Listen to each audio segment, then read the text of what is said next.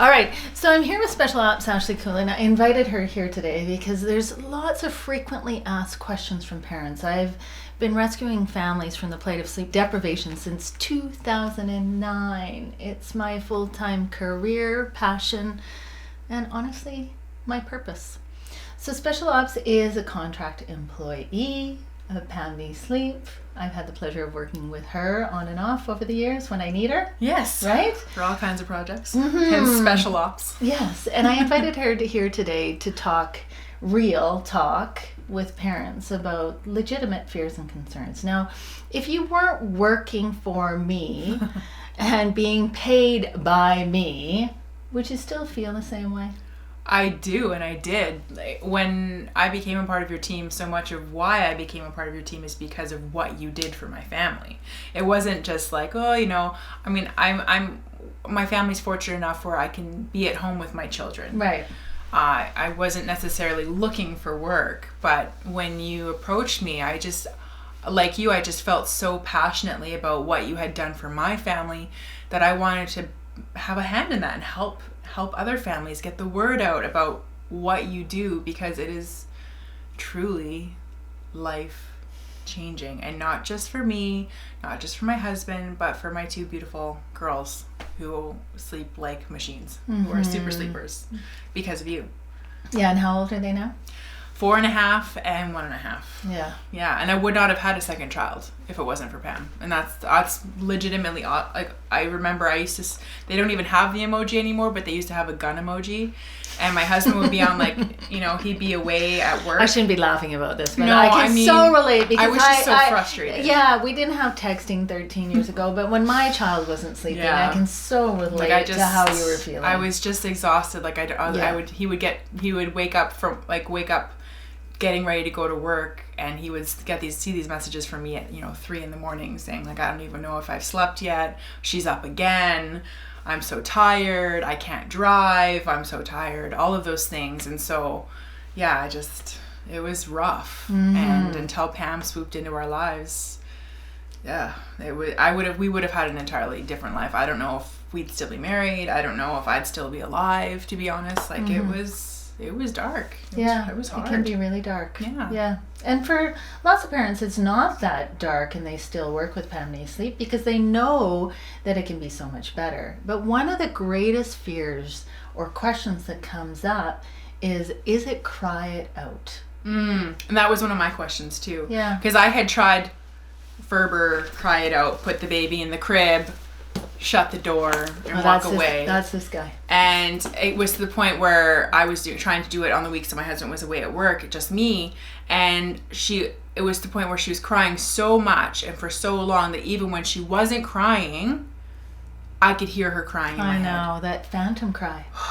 That's exactly, it was phantom crying. And I felt like a failure. Yeah, and your heart is racing. Blood pressure's going my up. cortisol levels, my anxiety, everything was already through the roof because of hormones and just being a new mom and adjusting. Right. And then you add this added anxiety stressor of trying to get your kid to sleep and just feeling like a total failure on top of it. And so tell us more. So even though you were trying these crying methods, it wasn't working? No. Oh my gosh, no. Like, it was... Come on. When you were reading these 400-page... Oh, this one's 502, and this one is... Oh, Dr. Ferber's only... That was, I think... 236 pages. But that was Like, it's really easy to read these books when you're sleep deprived. Right? But I did, because I'm a reader, but... Yes, and you're a journalist, right? Well-educated individual. My biggest frustration was there was no...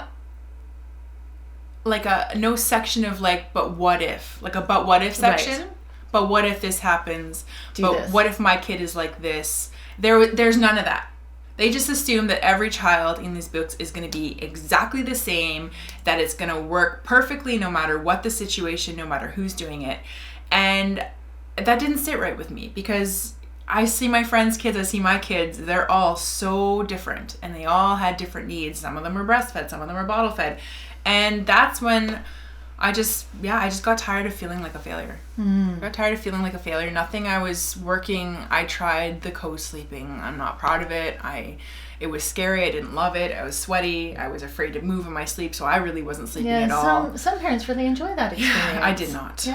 No.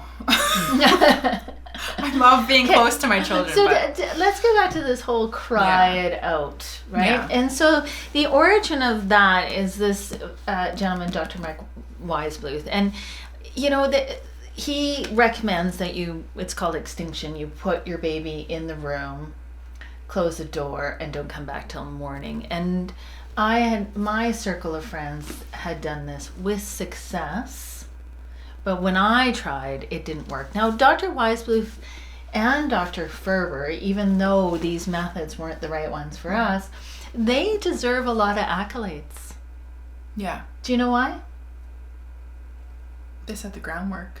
Yeah, why you want to read Dr. Weisbluth in particular, or Dr. Ferber, is that they inspired many parents to take action.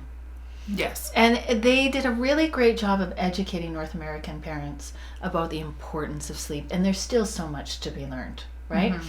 But if you're looking for someone to guide you through step by step and hold your hand, because honestly, that in the 10 years that I've been helping families right across the globe, a lot of the times it feels like I'm just simply reassuring. Yes, that is normal. Mm-hmm. Expect this tomorrow night, or expect this tomorrow. It's okay. You're in a dark place right now, but it's gonna get better. And then there are other times we're modifying the game plan, as I like to say, with my loving, simple, practical, and fun solution.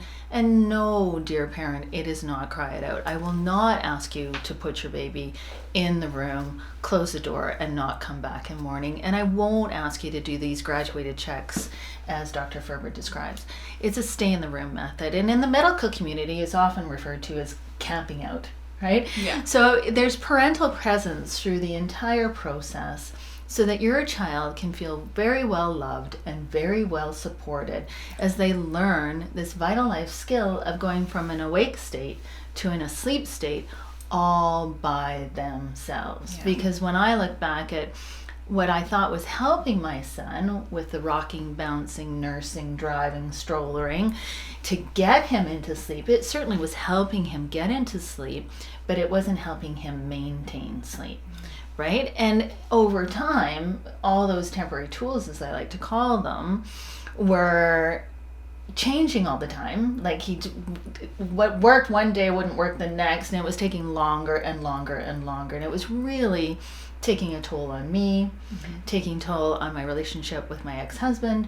And now, with all that I know, it was actually taking a real toll on my little man, because he was so cranky, so miserable. I would have described him as spirited and high needs. I thought he was gassy.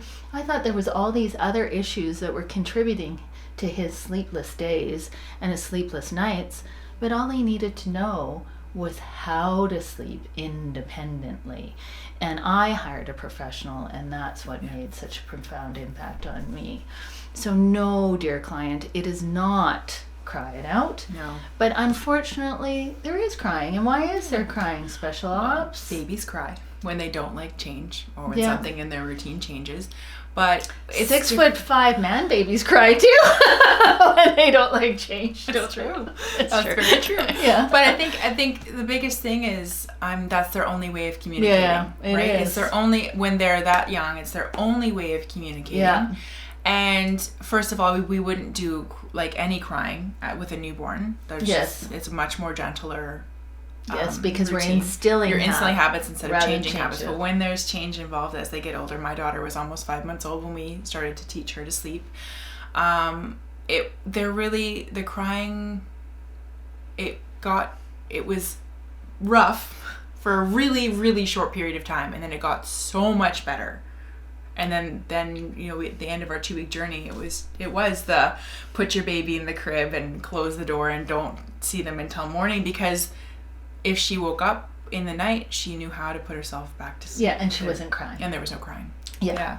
So now when my kids cry in the middle of the night, I'm like, whoa, something is very wrong, because it is so rare that it happens, that there's a specific reason. They're sick, they're hurt, something has really happened, because it's just, there is no crying at bedtime. There's no crying in the middle of the night anymore. Yes. Yeah. So in the 10 years that I've been helping families across the globe, my goal and my promise to every client is to reduce and minimize the amount of crying that a child experiences and make it go away as fast as possible. The goal is usually within a 2-week period. Have I had little fighters? Oh my, yes. We've had some little fighters who have fought the process, and it's taken longer than the 2-week process. But I think if you talk to all of those clients who had those little fighters, they're the ones that say, oh my goodness, I couldn't have gone through it if I hadn't had the help and the support of Pam Nease Sleep.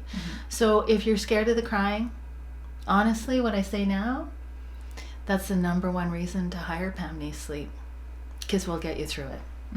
I wish I could tell you that there's no crying involved, but change is hard. Yes. Right? So you can avoid crying by instilling habits. But how do you know that when you're a new parent? Like, I had no idea that a child had to learn how to sleep in the first place, right? When you sat down on our couch and you said sleep is a skill that has to be learned, like sitting up, like crawling, like walking, light bulbs go on, right? Yeah. My mind was blown, because I thought, like, National Geographic, babies just know how to sleep, like they know how to breathe, like they know how to poop.